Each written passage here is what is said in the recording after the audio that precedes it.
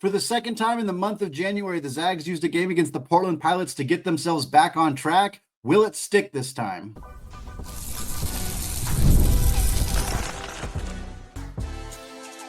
You are Locked On Zags, your daily podcast on the Gonzaga Bulldogs. Part of the Locked On Podcast Network, your team every day. What is going on, y'all? Happy Monday and welcome into the Locked On Zags podcast, part of the Locked On Podcast Network, your team every day. I'm your host and longtime Gonzaga podcaster, Randy Patton, here to bring you news and updates on all things Zag athletics. Today's episode of Locked On Zags is brought to you by FanDuel Super Bowl 59. Folks, it is here, and there is no better way to make every play more exciting than with FanDuel Sportsbook. New customers can bet just $5, and if you win, you'll score $200 in bonus bets. Download the app or head to FanDuel.com today to get started. Well, the Zags made quite a few changes, quite a few adjustments in a 43-point rout of the Portland Pilots on Saturday. We're going to talk about that, the starting lineup changes, some personnel changes. We're going to talk about the good things we saw in the game, a few not so good things we saw in the game, what this all means going forward for Gonzaga with the game coming up very soon against the Oregon State Beavers. We're also going to end the show with an update on the women's basketball team, 7 straight W's for Coach Lisa Fortier's team after a win at Pepperdine on Saturday. But let's start with the men's team, 43-point win over the Portland Pilots at the Chiles Center on Saturday evening. 105-62 was the final score. Nice to see the Zags being the team scoring 100 points this time after giving up 100 points in their last game last week on the road, at home against Santa Clara. An incredible response from this Gonzaga team on both ends of the floor. They were lights out offensively. Not that that was an issue in the last few games, but it was still nice to see this team shoot it extremely well from beyond the arc, see some players who haven't had great offensive performances this year really step up and contribute in a major way on that side of the ball. And then, of course, the defense was excellent in this game. Yes, there's always the big caveat that this is Portland. Portland is not as good as Santa Clara. They are not as good as Oregon State, but you couldn't have asked for a whole lot more than a 43-point comfortable victory the way that Gonzaga got this thing done. The starting lineup change, for those of you who missed this, Emmanuel Innocenti and Braden Huff were in the starting lineup, replacing Khalif Battle and Graham Ike. We got a quote from Mark Few that we'll get to a little later in the show explaining his thought process for moving those two players in the starting lineup. We'll say our thoughts on it, what we thought it might mean for the game against Oregon State on Tuesday, what it might mean for the Zags going forward.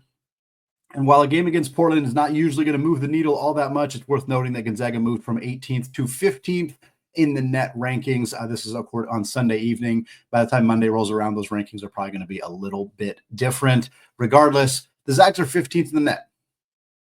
I think for any concern that we may have about this team, there's plenty of concern still about the team, but in terms of their NCAA tournament picture, they're 15th in the net. That is such a safe place to be at this point in the season with multiple quad 2 and quad 1 opportunities coming up. Just worth acknowledging that is a very comfortable spot for this program to be at this point. So with the good things from this game, there is plenty of them. We'll talk about a lot of them in the second segment as well, but you have to start this show talking about Ben Gregg. What an extraordinary, legitimately record-breaking performance that we saw from little Ben Gregg on Saturday in his hometown, Clackamas native. He always plays well in Portland. I remember I wrote an article about it last year for USA Today, how well he played at the Chiles Center against the Pilots. This year, his final game at the Chiles Center for his college basketball career. And all he did was tie his career high with 24 points on 10 of 10 shooting. That includes going 4 of 4 from the three-point line. It is the most made field goals in a game in the Mark Few era where a player did not miss. No player, not Adam Morrison, not Drew Timme, not Shemek Karnowski, not Nigel Williams-Goss, not Chet Holmgren, not Domantas Sabonis, not Kelly Olynyk. The list goes on and on and on. None of them have taken 10 field goal attempts in a game, made every single one of them. Nobody has done it except Ben Gregg on Saturday at the Chiles Center against the Pilots. What an incredible performance from him. He acknowledged the crowd aspect of it for him. Said, yeah, his dad was blowing up Coach Brian Michelson all week to get more tickets for fans or for friends and family. There was like 18 people there to see Ben after the game. He was signing autographs for people all evening long. It seemed like what a great thing for us to see, for him to get to do from a personal level in front of his friends and family and younger nephews who were there watching him, and just to get him on track offensively is so critical for this team. 4-4 from three. For somebody who's shooting still under 30% from three this year, this has been a huge area where Ben has struggled this season. To get it going, to get comfortable in this game, three of them were from basically the exact same spot. Ashante Leggins looked just completely defeated after the last one, because you could tell that they were trying to that was the last thing they wanted to give up, was another open three from Ben in the same spot right in front of their bench. Leggins was beside himself after that one. It was just a phenomenal performance. He had some great passes. He had a really nice pass to Braden Huff down on the block. That was just the kind of pass that only Ben Gregg, it seems, can make from the top of the key. Just an all-around excellent performance. I was so happy to see this, and arguably almost just as happy for Gonzaga's backup power forward, Michael Ajayi, who had 20 points in this game, by far the best game that he has played in a Gonzaga basketball uniform. The power forward position dominated the Portland Pilots in this game. Ajayi finished the game with 20 points, 8 rebounds. He had an assist. He was 7 of 10 from the field. He was also 1 of 1 from the three-point line. So your two power forwards combined to go 5 and 5. They combined to go 17 of 20. Ajayi was 5 of 9 from the free throw line, but he did not have any turnovers. He did not have any fouls. Yes, a lot of Michael's scoring came in garbage time. I didn't look at the exact split, but I would venture 8 to 10 of his points came in the last 12 minutes or so of this game. I know Ben checked out at like the 14-minute mark of the second half and did not come back into the game. Michael played, I believe, the entirety of the last 14 minutes of this game, and he did most of his damage at that point. So that doesn't mean that it doesn't matter. You take it with a little bit of a grain of salt, but the reason we're happy about Michael Ajayi scoring 20 points was not that it directly led to Gonzaga winning. They won this thing by 43 points, folks, but it's because we wanted Michael to get some confidence seeing the ball go through the net. Scoring 20 points in a game like this, where he was for most of the last part of the game, he was the best player on the floor for Gonzaga because they were playing their walk-ons or their deeper bench guys like Yo and Innocenti and Ismail Diana got some minutes at the end as well. And so for Ajayi, he was kind of the focal point, and that's where he thrives. That's where he thrived at Pepperdine, and we got to see him be that player in this game. I don't know if it's going to turn his season around completely. I'm not going to sit here and tell you that he's not going to have any more bad games. That would be ridiculous to make that projection off of this. But if we think confidence was a main part of the issue for Michael Ajayi, dropping 20 on the road, that's going to do it. Like, that's going to help boost that confidence. And Mark Few trusted him. Again, obviously he trusted Ben more because Ben had a career performance, but I think that there was a lot of really positives you can take from this Michael Ajayi performance, even if a lot of it came in a situation where the score was well out of hand.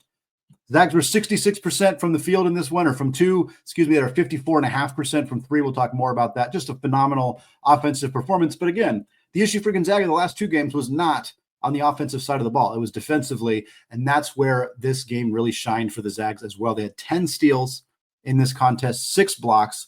UP shot under 35% from the field, 34.5% to be specific. The Pilots were just under 30%, 29.2% from the three-point line. They didn't make very many shots. They had the ball stolen from them frequently. They turned the basketball over. Hickman had 4 steals and 2 blocks. Ike had 2 steals and a block. Braden Huff had 2 blocks. Nembhard had 2 steals. Just a really good defensive performance. There's times in this game where UP could get some guys in isolation and score, but if the team has to resort to clearing everybody out and going one-on-one and shooting like contested mid-range jumpers, like Max McKinnon and Chris Austin both made a ton of contested mid-range shots. Gonzaga is going to allow teams to shoot those. That's a shot you're comfortable giving up. And for Gonzaga, I mean, again, they held this team. It's not a good team. Yes, that I said that caveat at the beginning, but it is worth repeating. But you still held this team to 62 points in their home building. Part of that, too, Gonzaga only had 7 turnovers. They had 7 turnovers and 31 assists in this game. Nembhard had 13 assists. He only scored 2 points. He only scored 2 points in this game, but he had 13 assists out of 31 for the team. The 7 turnovers, 4 of them were from a combination of Dusty Stromer and Khalif Battle. Frankly, that's an area both those guys need to improve. And we saw that be a bit of an issue for them in this one. But for the most part, 7 total turnovers is phenomenal in a game like this. And then last but not least, can't not mention the loudest cheer that happened in this game, unquestionably the loudest the Child Center got on Saturday evening. Joe Few hitting a mid-range jumper, a contested J off the dribble, a pull-up jumper from 15 feet out. It was just just that kind of night. Just that kind of night for the Zags. Love to see it from Joe Few. Walk-ons having success at the Child Center is a rite of passage. Matthew Lang had some of his first points, Jesuit High School alum, back when he was a freshman walk-on at Gonzaga. I remember that. So it's nice to see the walk-on tradition continuing of having success at the Child Center. The not so good stuff, there's just not a lot to really complain about in this game. Khalif Battle would be the most notable thing. And it's not even really a complaint. It's that he didn't do much in this game. He had the 2 turnovers, like we mentioned. He had 3 fouls, which continues to be an issue for Khalif Battle. But more than that, he was benched. Emmanuel Innocenti replaced him in the starting lineup. He only played 16 minutes in this game, the lowest amount of minutes of anybody in this rotation for Gonzaga. And again, he probably would have played more had this game been closer. So I think that is a bit of a caveat there. But he also didn't take any shots, literally 0 for 0 from the field. Again, it didn't look like a protest. It didn't look like an attitude thing that I could tell. Obviously, you can't always see that, especially not at the game when you don't have camera angles. But he had an offensive rebound. He had a really nice assist to Ben Gregg. Like he looked like he was out there playing, but yeah, there was definitely a conscious decision by the coaching staff to, again, he will share a quote from Mark Few later in the show, but he mentioned why he started Innocenti. He didn't answer why he benched Khalif Battle. That may be something they're keeping internal. But yeah, that's definitely something I'm not worried about yet, but something to keep an eye on for the Zags at this point. Other stuff, 9 of 13 from the free throw line, I guess is not great. But again, that was Ajayi going 5 of 9 from the line. Graham Ike went 2 of 2. Ismaila Diani, shout out Ismaila Diani getting some minutes, by the way, 2 of 2 from the line for him. So can't really complain about the free throw shooting. Just that 9 of 13 lowers their overall percentage on the year. And there was a little bit of an offensive lull in the first half, a few careless turnovers in a row. We want to see that cleaned up for Gonzaga. But again, the main reason that the offensive lulls were so problematic for Gonzaga for most of the season is because their defense was not good enough, that you had to play a full 40 minutes of great offense to win a basketball game. That's why you lose to UConn. That's why you lose to Kentucky. That's why you lose to UCLA. And yet in a game like this, granted, again, opponent quality matters, but you can have an offensive lull and still win by 43 points. If Gonzaga's defense was better, their offensive lulls against Santa Clara wouldn't have mattered. But their defense was bad, and that's what cost them that game. So I'm not super concerned about an offensive lull in a game like this, provided the defense continues to be better. And that's kind of what I want to talk about in the second segment. We're going to discuss what Mark Few specifically said about Gonzaga's new starting lineup and how this set themselves up well for that game against Oregon State on Tuesday. All that and more coming up in just a second. But first, folks, taxes was waiting and wondering and worrying if you were going to get any money back. And then waiting, wondering, and worrying some more. Now, Taxes is matching with the TurboTax expert who can do your taxes as soon as today. An expert who gives you the taxes their undivided attention as they work on your return while you get the real-time updates on their progress so you can focus on your day. An expert who will find you every deduction possible and file every form, every investment, everything with 100% accuracy. Also, you can get the most money back guaranteed. No waiting, no wondering, no worries. Now, this is Taxes. Get an expert now on TurboTax.com. Only available with TurboTax Live full service. Real-time updates only on iOS mobile app. See guarantee details at TurboTax.com/guarantees. All right, folks, segment 2, still Andy Patton, still Locked On Zags podcast, still celebrating Gonzaga's blowout win over the Portland Pilots on Saturday, 43-point destruction of that team, 105-62, the final score. And we're going to talk about the keys to this game that we talked about on Friday's episode of Locked On Zags. And in this situation, they were less like what they need to do to win specifically and more like, what do we want to see? The Zags had a week off. They had 2 games that were disasters.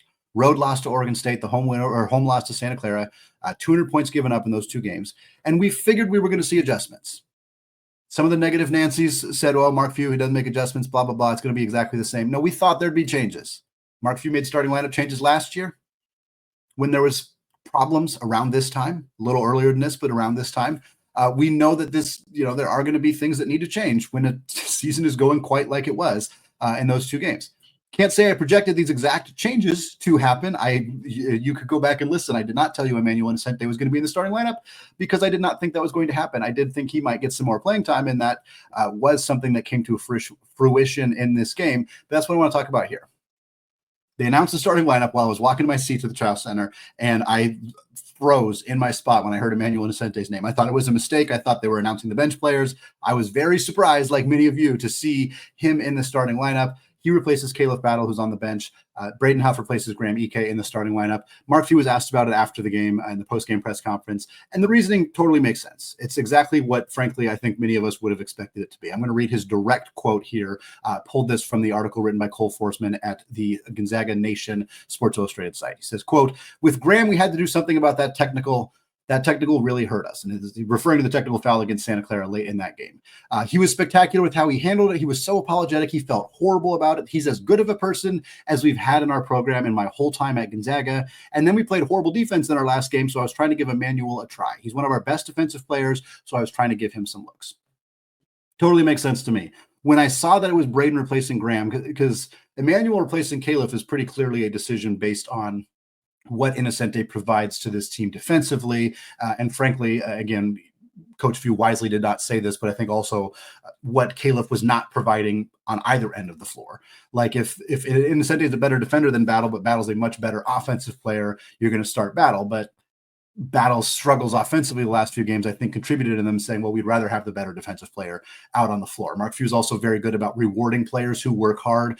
Every indication is that Innocenti is a really hardworking sponge type player, learns everything, really high energy guy. And I think that wanting to reward somebody who's putting in all of this effort in practice and working really hard on the defensive end when your team is not good on the defensive end is a very smart coaching move. And I applaud Mark Few for doing that. But with Graham, I was like, well, I'm not going to pretend that Graham's a great defensive player, but he is a better defensive player than Braden Huff. So I was like, well, that move doesn't seem like it's related to that. I wondered if Graham was if there was some issue with him in practice this week, something going on behind them. Maybe he just wasn't feeling well. Like there's a lot of different things it could have been. It took me a while to register. Like this probably has something to do with a technical foul. And of course, Mark Few alludes to that here very specifically. And again, I applaud this for Coach Few of not throwing him under the bus, saying he made a mistake. And he's directly said that really hurt us. That's as direct as you can be. And he's right. Obviously, it was a crucial mistake that Graham made, but also saying, look, he apologized. He felt bad about it. We're going to move on from it, but there needs to be ramifications. There needs to be a punishment for this. So we didn't have him start this game. The minutes kind of between the two of them is fairly simple. Huff played 19 minutes. Graham played 16. That's not abnormal. That's pretty standard. It's not uncommon at all for Huff to play more minutes than Graham, even when Huff comes off the bench. So it wasn't a particularly unique split of playing time. Like they didn't bench Graham for the whole game, obviously. Both guys played decently well. Braden was not as efficient as normal. I think he was 6 of 12. Graham was 6 of 10. Both guys had good games. Both guys looked energetic, enthusiastic. There was no like apathy or anything like that. So it was just a decision by Mark Few to say, hey, you made a mistake. We're fleshing it. We're getting through it. But there's going to be a consequence for said mistake.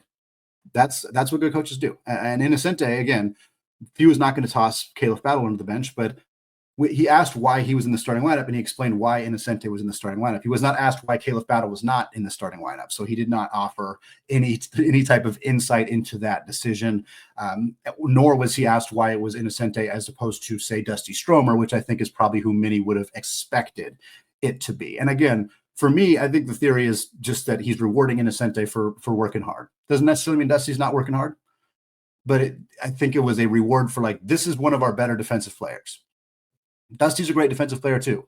I'm not sure who's better between the two of them. We haven't seen enough of Innocenti specifically guarding like the other team's best player. We just haven't, there's not a big sample size of that to really be able to make that determination. I suspect that Mark Few told us who he thinks is a better perimeter defensive player because he started Innocenti in this game. And I think we have enough data to indicate that Dusty's probably a better offensive player, which means that he views Innocenti as a more impactful defensive, like a significantly enough more impactful defensive player. There may have also been a little bit of like, hey, Dusty's been a little sluggish lately. The offense hasn't really been there for him. He played fine in this game, but he still had a pair of turnovers in this one. And then I think we've gone 20 minutes into the show and we haven't mentioned Innocenti was good. Like not only did he start in this game, he played 23 minutes, which is more than Khalif, 7 more minutes than Khalif Battle, 1 more minute than Dusty Stromer. So again, basically the same there. But Innocenti had a great start, a great line. He had 8 points. That's the most he's had in the Gonzaga uniform. He had 5 assists, clearly the most he's had in a Gonzaga uniform. He had a pair of boards. He had a block, a really nice block, by the way.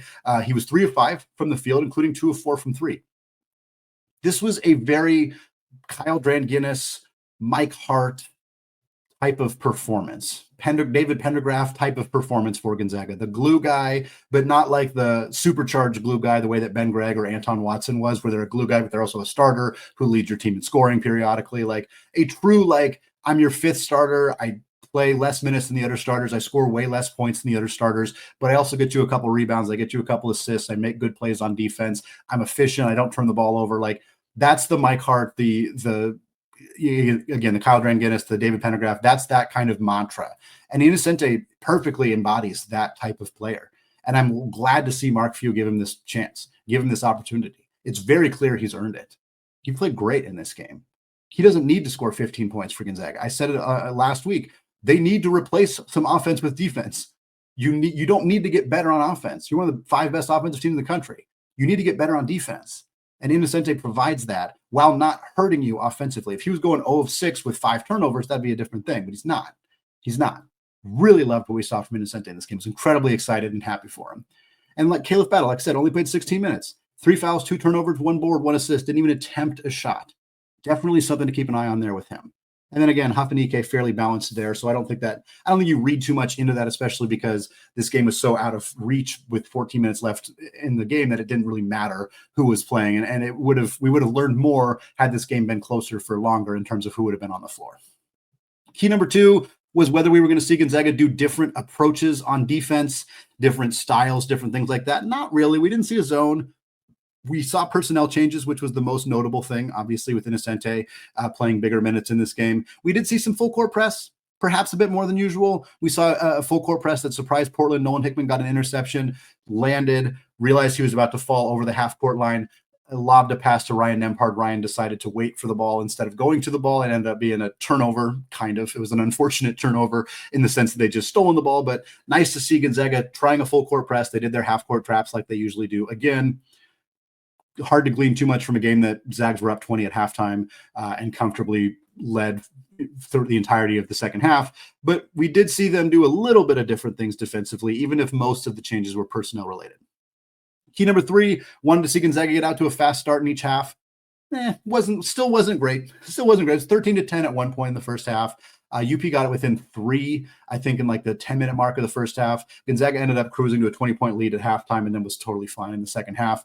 Can't complain about a 43-point win, but yeah, still was a bit. I wasn't even really that it was sluggish in the start of the game. Gonzaga hit shots, or Ben hit 2 of his 3s in the first 5 minutes of this game, but the defense took a while to settle in. I think a little bit of that is guys who hadn't played together very often, so I think that was part of it. But yeah, still a thing that Gonzaga has struggled with this year, even in a game like this. Key number 4 was to knock down outside shots, 12 of 22 from 3. That's a phenomenal percentage, but I didn't just want to see Gonzaga knocking down the 3s. I wanted to see them not be too reliant on the outside shot, because this is a game where Graham and Braden should have been totally dominant, and they were both very good. This is a game where Gonzaga should have been able to score multiple different ways. That's what we saw.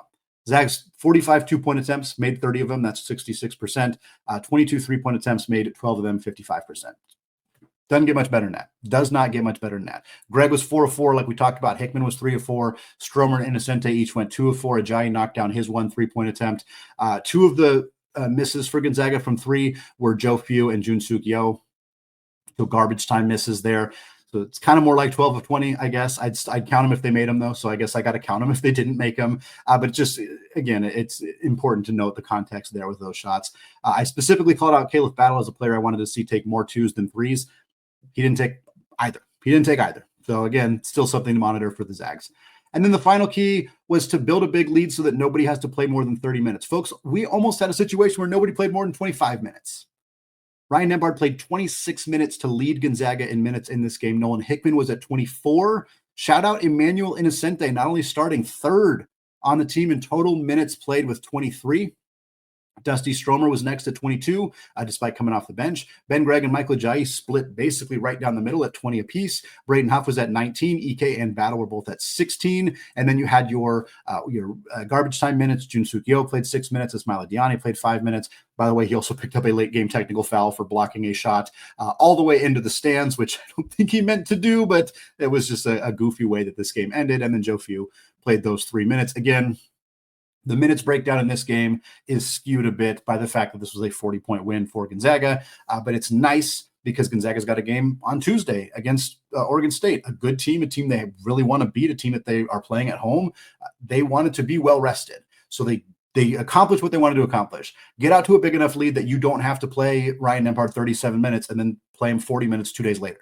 Gonzaga wanted to avoid that. They managed to avoid that in this game. I think changing the starting lineup also serves as a bit of a shield for Coach Tinkle. I know they've already played each other, but now Coach Tinkle doesn't quite know what Gonzaga is going to do on Tuesday. Is Battle going to be back in the starting lineup? Is Innocenti going to be in the starting lineup? It's a little bit tougher to game plan. It's not a huge deal, but it's just a slight chess move by Mark Few and the staff that I think could potentially pay off for them on Tuesday against the Beavers.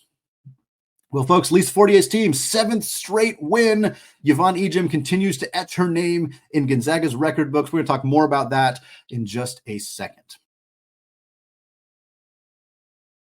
But first, folks, Super Bowl's coming up, and you got to tackle all of the action with FanDuel, America's #1 sports book.